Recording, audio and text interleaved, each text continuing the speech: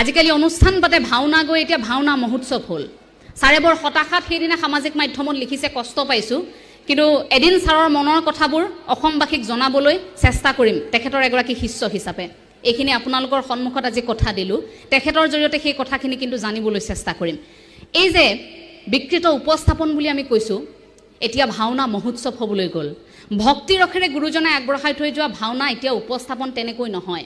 এতিয়া প্ৰতিযোগিতা হোৱাৰ বাবে সেই প্ৰতিযোগিতাৰ ধামখুমীয়াত ক'ৰবাত ভক্তি ৰসটো হেৰাই থাকিল আৰু লাহে লাহে এনেকুৱা যদি হয় কেতিয়াবা সেই ভক্তি ৰসটো বিচাৰিবৰ বাবে আপুনি মই হাহাকাৰ কৰিব লাগিব আৰু সেই ছখন অংকীয়া নাটৰ চৰ্চা নাথাকিব বা মহাপুৰুষ শ্ৰী শ্ৰী মাধৱদেৱৰ সৃষ্টিৰাজিৰ সেই ভাওনাসমূহ নাটসমূহৰ কিন্তু চৰ্চা নাথাকিব প্ৰতিযোগিতা পাতক আমাৰ আপত্তি নাই কিন্তু নিৰ্দিষ্ট এখন জিলাৰ কোনোবা এটা কোণত পতা সেই অনুষ্ঠানটিক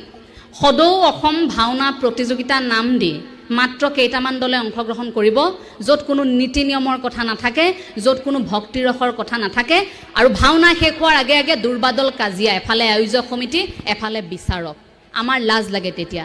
সেই ভাওনাখন যিখন ভাওনা চাবৰ বাবে গোটেই গাঁওখন ৰৈ থাকিছিল এটা সময়ত যিখন ভাওনা কৰিব বুলি ভাওৰীয়াসকলে সেইদিনা একো নাখায় উপবাসে থাকে ৰাতিলৈ ভাওনা আছে জীয়ৰী বোৱাৰী গাঁওখনলৈ উভতি আহে গাঁওখনলৈ কোনোদিন নহা জীয়ৰীগৰাকীও গাঁওখন